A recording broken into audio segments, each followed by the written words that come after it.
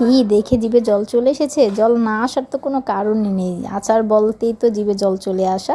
যাই হোক, আসসালামু আলাইকুম, কেমন আছেন সবাই? আশা করি সবাই ভালো আছেন। আমি আজকে বোম্বাই মরিচের আচার দিব, তার জন্য দেখেন কী কী উপকরণ নিয়ে নিয়েছি। বোম্বাই মরিচের সাথে সরিষা বাটা, আদা রসুন বাটা সব কিছু নিয়ে তারপরে এই তো আমি কড়াইতে তেল দিয়ে দিলাম পরিমাণ মতন।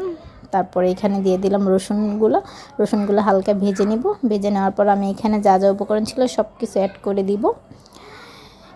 অল্প পরিমাণে 1 চামচ হলুদের গুঁড়া, মরিচের গুঁড়া, 5 ফোড়ন গুঁড়া, তারপর হচ্ছে সরিষা বাটা সব কিছু অ্যাড করে পরিমাণ মতো লবণটা যার যার স্বাদ মতন সরিষা বাটা দিয়ে ভালোভাবে এটাকে কষিয়ে নিচ্ছি।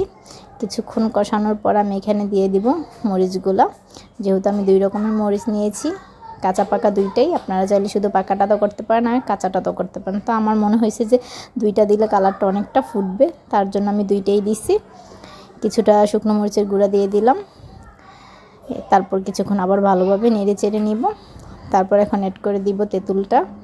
তো তেঁতুলটা আমি আগে থেকেই ভিজিয়ে তেঁতুলের কাঠটা বাইর করে নিয়েছিলাম, তারপর এখানে দিয়ে দিলাম। এই তো কিছুটা ভিনেগার দিয়ে দিলাম, যেহেতু সারা বছর সংরক্ষণ করব। আর যেহেতু এখন যখন তখনই বৃষ্টি চলে আসছে, একটু খিচুড়ি রান্না করলে আচার না হলে কি হয়, এই বোম্বাই মরিচের আচারটা নিলে জাস্ট জমে যায় খিচুড়ির সাথে। যাই হোক, এটা ঘরে থাকলে যখন তখনই খাওয়া যায়।